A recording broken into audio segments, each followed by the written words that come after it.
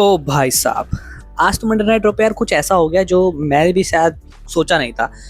सोचा था एक होगा, सरप्राइजिंग एलिमेंट होंगे और कुछ प्रोमोज होंगे, कुछ प्रमोशंस होंगे मैचेस के। लेकिन ऐसा लेकिन ऑफ कोर्स हम कहते हैं कि जब रॉ पे हो तो expect the unexpected. Hey guys, you are watching wrestling world, let's begin. तो यार शुरुआत करते हैं। आज जो कि रॉ हुई थी उसका रिव्यू करेंगे, उसके बारे में कुछ आपको बताएंगे क्या कमाल की चीजें हुई हैं। बुरा तो आज कुछ हुआ ही नहीं मंडे नाइट ड्रॉ पे। तो शुरुआत करते हैं। यही रॉ की शुरुआत होती है कोडी रोड्स के साथ। वो आते हैं और पूरा जो है सिनेरियो एक्सप्लेन करते हैं कि भाई देखो, रेसलमेनिया 12 दिन अवे है और मैं बहुत एक्साइटेड हूँ। I am so excited to beat Roman Reigns at WrestleMania 40 and becomes the WWE World Heavyweight Champion। वो बहुत सारी चीज़ों को मेंशन करते हैं कि यार मैं तो बर्थडे पार्टीज में भी जाता हूँ और मैं एक तरह का हीरो हूँ, जो भी मैं करता हूँ मुझे वो बहुत ज़्यादा पसंद है। और बहुत सारी चीज़ों को मेंशन करते हैं। पैट मैकेफी को मेंशन करते हैं और जो है माइकल कोल को भी मेंशन करते हैं। पैट मैकेफी को मेंशन करते हैं जब रोमन रेंस उनके शो पे गए थे, उसके बारे में डिस्कस करते हैं। और जैसे ही हाइप अप कर रहे होते हैं क्राउड को, इतने में जो है एंट्रेंस हो जाती है रॉक की। और जैसे रॉक की एंट्रेंस होती है यार, वो बहुत ही अनएक्सपेक्टेड था। हालांकि रात को करीब 1 या 2 बजे के बीच में हमारे पास अपडेट आ चुका था कि यार रॉक जो है रॉ पे होने वाले हैं। बट उस टाइम पे मैं अपडेट नहीं डाल सकता था चैनल पे, बिकॉज ऑब्वियसली मेरी ऑडियंस जो है वो इंडिया की है, तो उनको फर्क नहीं पड़ता अगर मैं रात को अपडेट डालता तो। बट हमारे पास ऑलरेडी ये इंट्यूशन आ चुके थे कि रॉक जो है वो रॉ पे होने वाले हैं। रॉक की वही यार इलेक्ट्रीफाइंग एंट्रेंस होती है, एकदम बढ़िया तरीके से वो आते हैं, बिल्कुल हील टर्न में आ जाते हैं। और जैसे ही रिंग की तरफ बढ़ रहे होते हैं, अपना रिंग के अंदर आते हैं और क्राउड तो मतलब पागल ही हो जाता है, क्योंकि उन्होंने एक्सपेक्ट नहीं किया था कि रॉक जो है वो मंडे नाइट ड्रॉ पे होने वाले हैं। और उसी के साथ साथ चलते चलते हमें लगा था शायद कुछ ब्रॉल होगी, लेकिन जो रॉक होते हैं वो अपने दोनों हाथ अपने पीछे कमर के पीछे लगा लेते हैं। और फिर यार वो कोडी रोड्स के कान में कुछ विस्पर करते हैं। हालांकि हमने उसको डिकोड कर लिया था उसी टाइम सुबह सुबह ही। उन्होंने कहा था कि tonight I am gonna make you bleed. हालांकि शुरू में समझ में नहीं आया था, बट उसी सेगमेंट को 3-4 बार देखने के बाद मैंने वो कंफर्म कर लिया था कि हाँ वो यही बोल रहे हैं। और जो कि ऑब्वियस सी बात है, मैं आपको स्पॉइलर ही दे रहा हूँ तरह के, पर मैं आपको हर चीज़ को डिकोड करके बता रहा हूँ कि उन्होंने एग्जैक्टली उनके कान में कहा क्या था। इतना बोलने के बाद रॉक वहीं चले जाते हैं और कोडोज भी चले जाते हैं और ये पहला सेगमेंट यहाँ पे खत्म हो जाता है। आगे बढ़ते हैं। आगे होता है यार रिकोशे वर्सेस जेडी मैकडोना का रीमैच होता है उनका, जो पिछले हफ्ते हुआ था। और यार क्या मैच था यार, ये 5 स्टार मैच तो मैं नहीं कहूँगा, सॉरी, हाँ, लेकिन अराउंड 4.5 स्टार ये मैच था। काफ़ी अच्छा मैच था, मुझे बहुत बढ़िया लगा। जो यार उन्होंने शूटिंग स्टार प्रेस मारी जबकि मैकडोना खड़े हुए थे, उसके बावजूद भी वो एकदम परफेक्ट लैंडिंग हुई। बहुत कमाल का मैच था। रिकोशे जो होते हैं अभी जीत जाते हैं। आगे बढ़ते हैं। आगे होता है यार CM Punk the Chicago boy का सेगमेंट, उनकी एंट्रेंस होती है। और ऑब्वियसली यार देखो, चिकागो में रॉ हो और सीएम पंक को ना एंट्री हो और उनको ना ऐसा रिस्पांस मिले, ऐसा तो हो ही नहीं सकता। तो क्राउड ऑलरेडी बहुत ज़्यादा ओवर था और वो एक्साइटेड था। सीएम पंक की एंट्रेंस होती है, वो रिंग में आते हैं और यार सीएम पंक कुछ ज़्यादा ही फायर्ड अप लग रहे थे आज। हर चीज़ को मेंशन करते हैं उन्होंने। कोडी रॉक को मेंशन किया, रोमन रिंग्स को मेंशन किया कि किस तरीके से उन्होंने पैट मैकेफी के शो पे सीएम पंक को मेंशन किया था। उन्होंने ये भी मेंशन किया कि जो बंदा उनकी बात नहीं कर रहा है वो है रॉक, लेकिन उसको पता है कि 10 साल पहले उसके साथ क्या क्या हुआ था। His arm were too short to box with God.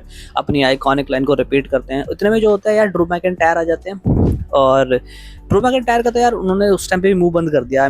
CM Punk को ज़्यादा फायर्ड अप थे आज।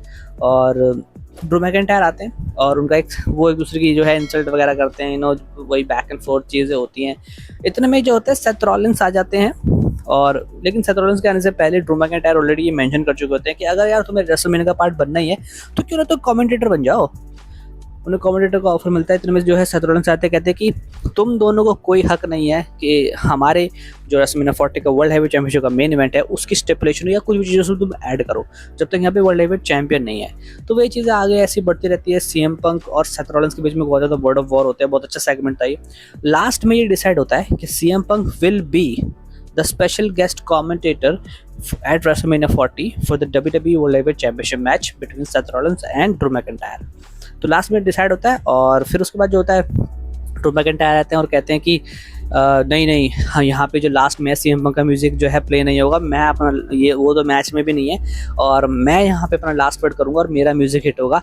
इतने में जो होता है सेथ रॉलिंस उनको पेलना शुरू कर देते हैं और जो है स्टॉप लगा देते हैं और यहाँ पे सेगमेंट खत्म हो जाता है।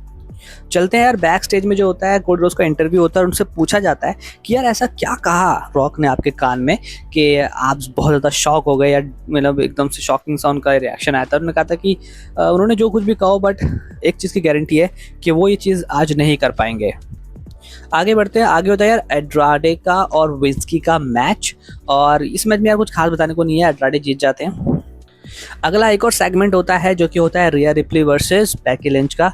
और ये सेगमेंट में मुझे काफ़ी अच्छा लगा। चीज़ें बहुत ज़्यादा फॉर्मल जा रही थी, थोड़ा सा इनको इनफॉर्मल करना होता है। इनफॉर्मल बेसिक मेरा कहने का मतलब ये है कि थोड़ा सा यार देसीपना लाओ, थोड़ा ब्रॉल करो, थोड़ा एक दूसरे को जो राइवलरी को थोड़ा इंटेंस करो। तो वही चीज़ें हुई और रिया रिप्ली ने बहुत ज़्यादा जो है सीरियस कमेंट कर दिए कि रेसलमेनिया पे मैं तुम्हारा वो हल करूँगी कि तुम दोबारा रेसलिंग नहीं कर पाओगे, अपने काउच में बैठी रहोगी, अपने बेटे के बगल में बैठी रहोगी। और वो जब वो बोलेगी कि Rhea Ripley is my mommy, तो ये चीज़ सुन के बेकी लिंच बहुत ज़्यादा ऑफेंड होगी और काफ़ी ज़्यादा गुस्सा होगी।